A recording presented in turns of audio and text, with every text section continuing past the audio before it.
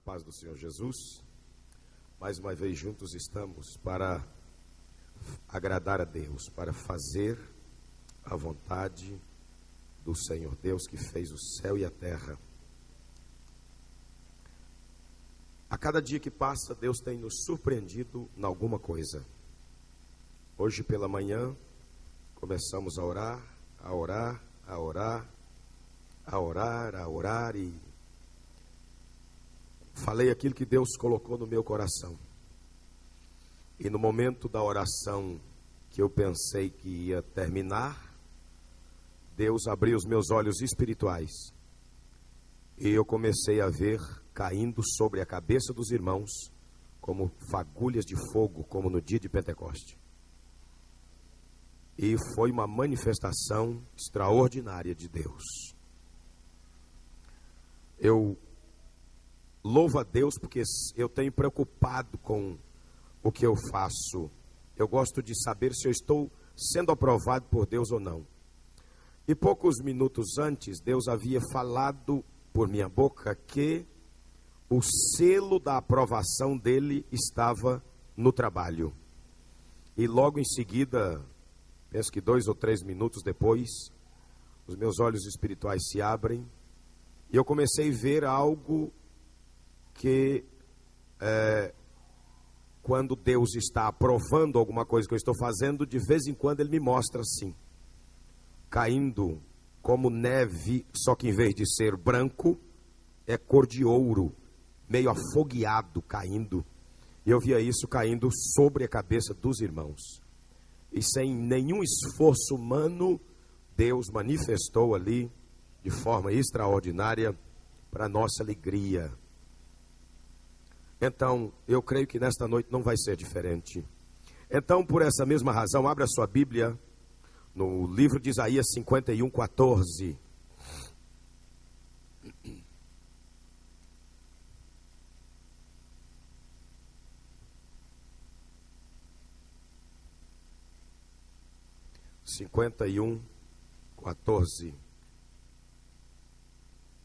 Nosso Deus é Deus de surpresa. E a coisa melhor que tem é quando a gente tem a convicção de que Deus está aprovando o trabalho que nós estamos fazendo. E tudo isso para a glória do seu nome. Isaías 51:14 diz assim: o exilado cativo depressa será solto e não morrerá na caverna, e o seu pão não faltará. Versículo 15: pois eu sou o Senhor teu Deus, que agito o mar, de modo que bramem as suas ondas. O Senhor dos exércitos é o meu nome. E eu ponho as minhas palavras na tua boca, e te protejo com a sombra da minha mão, para que eu estenda novos céus, funde nova terra, e diga a Sião: tu és meu povo. Senhor Deus, eu quero louvar teu nome, por tua bondade e misericórdia.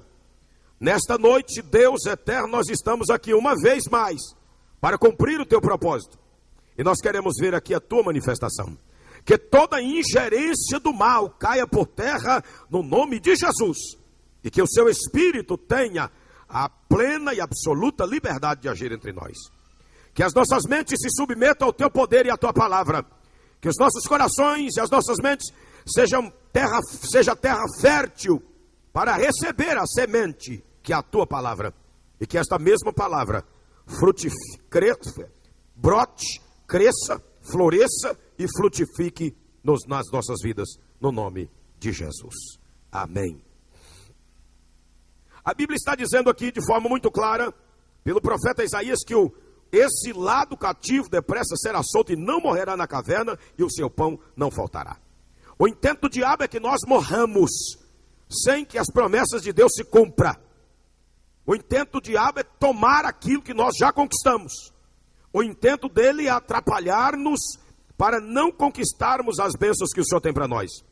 A Bíblia diz, no livro do profeta Isaías também, no versículo de número 7, para comprovar que não morreremos na caverna, ele diz assim: em lugar da vossa vergonha tereis dupla honra, em lugar da afronta exultareis na vossa herança.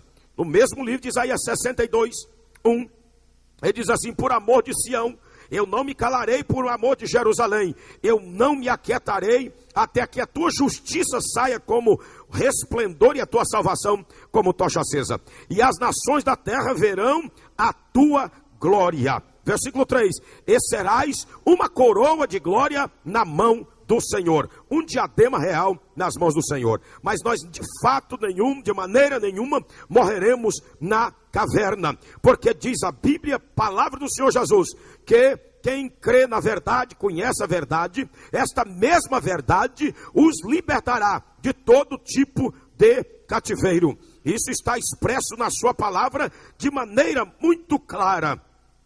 Então, pastor, que cativeiros o Senhor Jesus nos livra? O primeiro cativeiro que Ele nos livrou é exatamente o cativeiro espiritual. Ele tirou o nosso espírito das garras do diabo.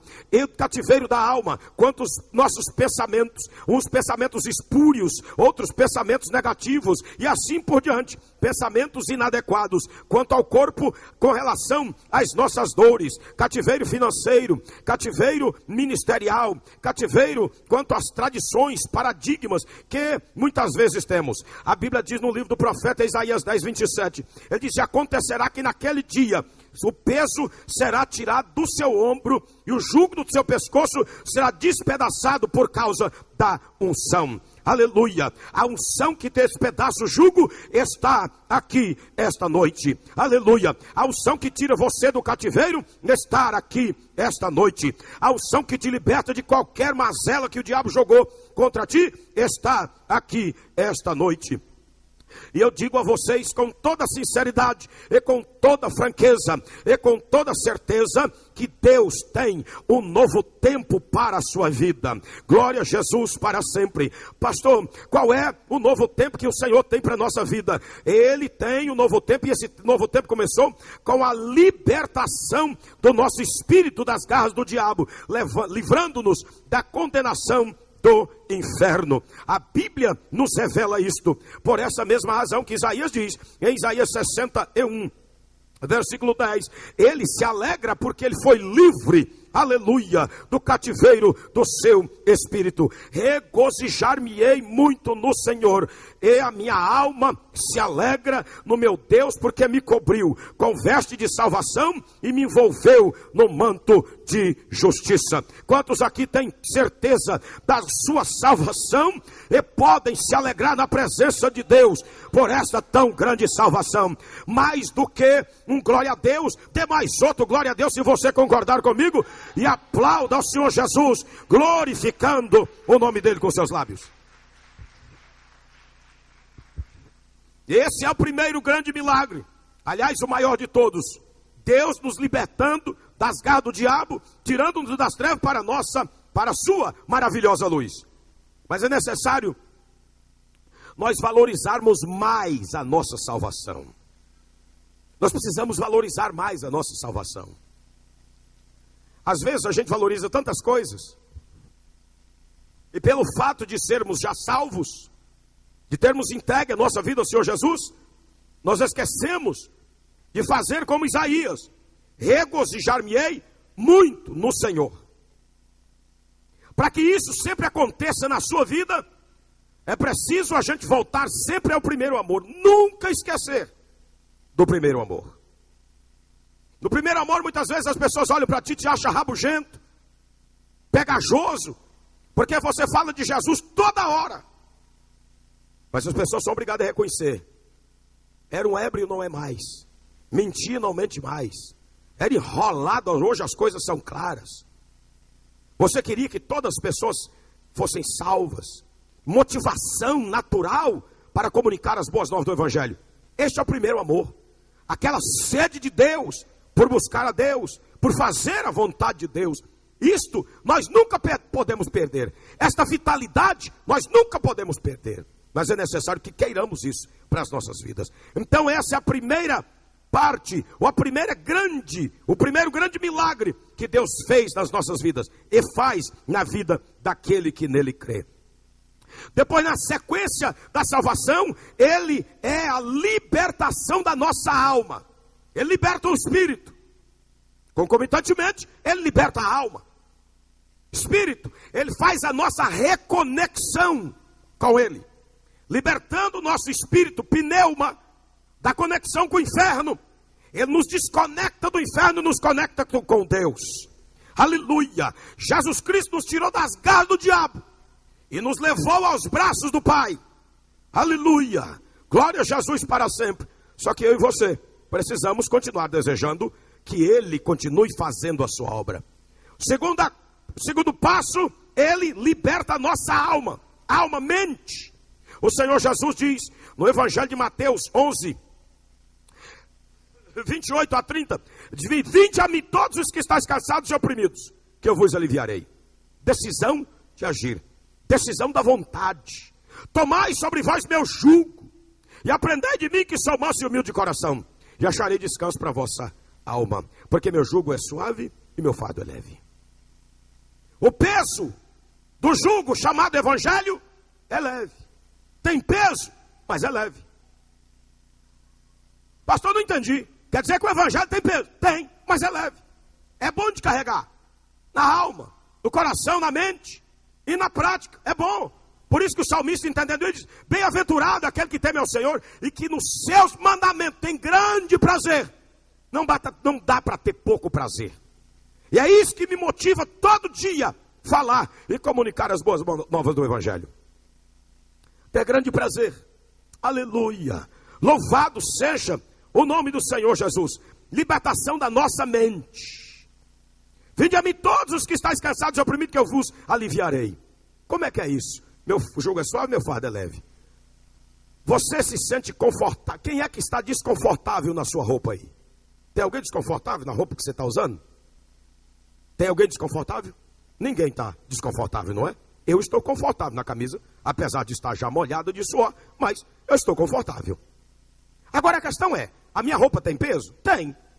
Se eu subir na balança, vestir de roupa, calçado, sapato, eu tenho um peso. Se eu subir na balança nu, eu tenho outro peso. Logo, a minha vestimenta que me deixa confortável tem peso, mas é leve. Não me incomoda. Eu não sinto peso. É assim que tem que ser o Evangelho para as nossas vidas. O Evangelho para a nossa vida não pode ser um suplício. Tem que ser leve. Me dá prazer em servir a Jesus. Me dá prazer em estar na presença do Senhor. Me dá alegria em sentir a presença do Senhor. Mas por que sinto? Porque eu sinto prazer também em buscar. Ele liberta a nossa mente de quê? Dos maus pensamentos.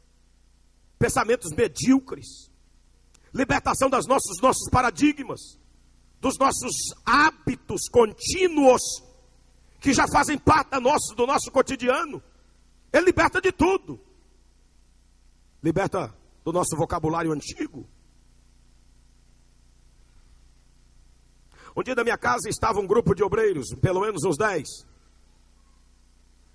Estavam todo mundo numa conversa informal, e eles começam a brincar, e começam as brincadeiras esquisitas, e começam a usar um palavreado que não condiz principalmente com o obreiro. Eu disse: Deus, eu não estou gostando dessa conversa, são meus companheiros de ministério, mas essa conversa está tomando um rumo errado. E o Senhor disse para mim: usa a autoridade que eu te dei e fale. Porque nós hoje não podemos mais, como crente lavado e remido do sangue do Cordeiro, eu não posso ter um espírito conectado com Deus, pneuma, e ter os meus pensamentos, as minhas faculdades mentais, a minha psique é contaminada. Não tem como. O meu espírito, a minha alma, as minhas faculdades mentais, as minhas emoções, tem que ser compatível com a minha consciência, com o meu espírito, que é o meu anelo com Deus, que é o cordão umbilical que me liga a Deus.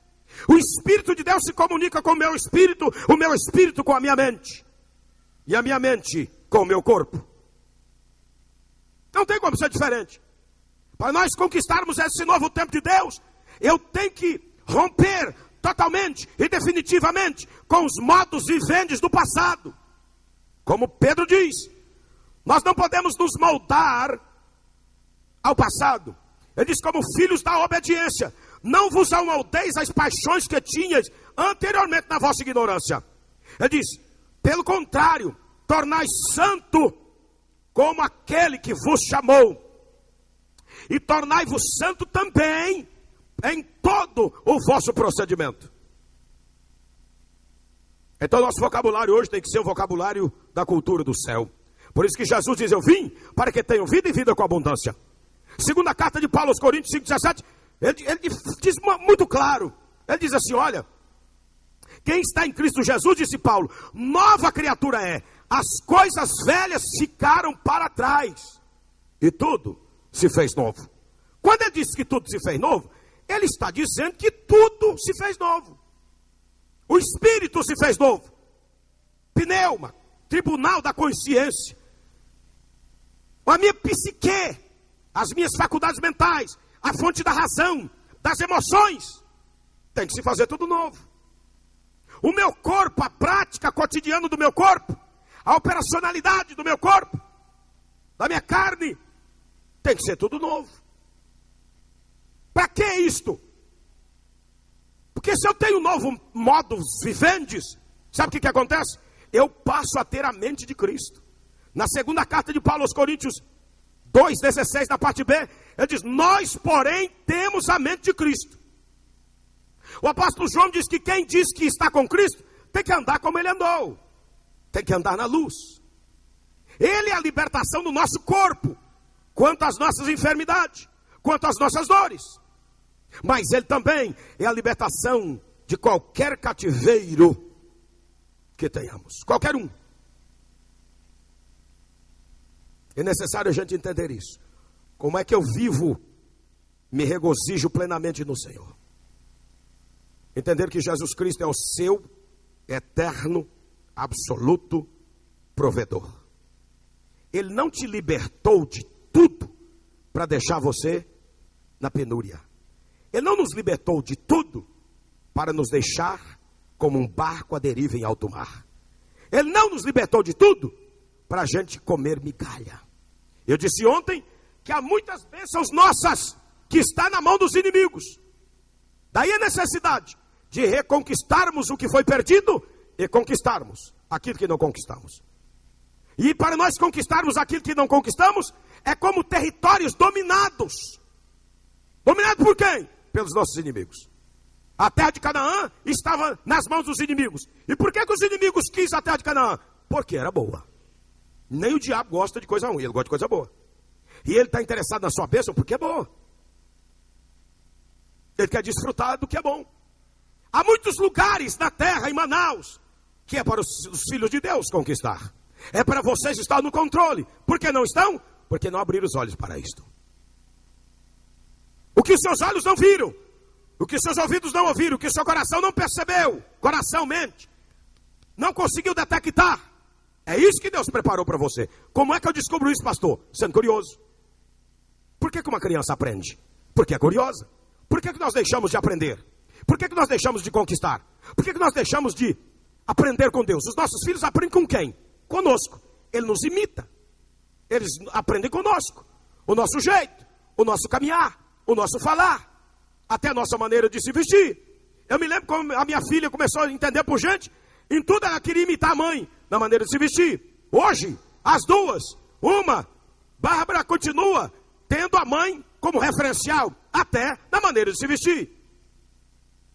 Meu filho tem a mim como referencial, até na maneira de se vestir. Pastor, o senhor obrigou eles a fazer? Nunca. Não, nada disso. É porque ele tem você como referencial. Glória a Jesus para sempre. Então nós precisamos entender esta grande verdade. E tomar posse do nosso novo tempo de Deus para as nossas vidas. E conquistar o que nós não conquistamos. Porque há muita coisa nossa na mão do adversário. Como a terra de Canaã. O diabo quer tomar aquilo que é nosso. Mas ele quer impedir que nós alcancemos aquilo que também é nosso por direito inalienável. E ele vai fazer de tudo para a gente perder a curiosidade. Ele vai fazer de tudo para a gente se acostumar neste patamar que estamos. Só que para conquistar o novo patamar, para conquistar o que você não conquistou, para conquistar, tomar as bênçãos suas, que está na mão do adversário muitas vezes, para conquistar o seu lugar, que é teu por direito inalienável. Para você descobrir esse lugar, você precisa ser curioso.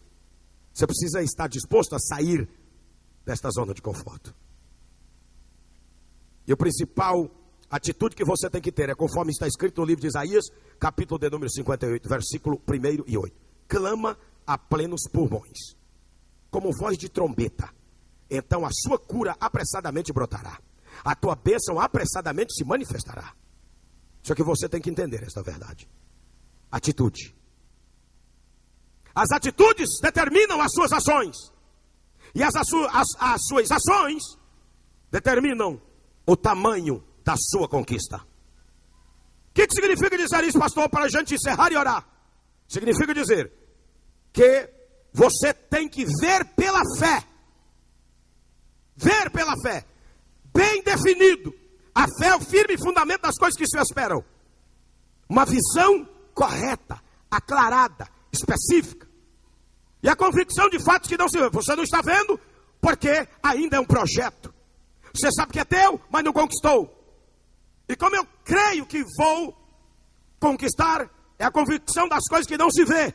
Eu vou tomar atitudes que me levarão daqui até a conquista da minha bênção. Que bênção? Quaisquer que sejam elas.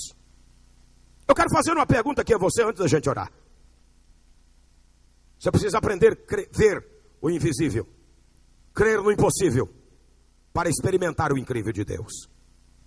Agora, para tudo isso, eu pergunto para você, como é que você pensa estar na aliança com Deus daqui a 5 anos? Como é que você consegue ver a aliança com Deus daqui a 5 anos? Como é que você consegue ver a sua vida espiritual daqui a 5 anos? Como é que você pensa na sua vida ministerial daqui a 5 anos? Como é que você pensa na sua vida profissional daqui a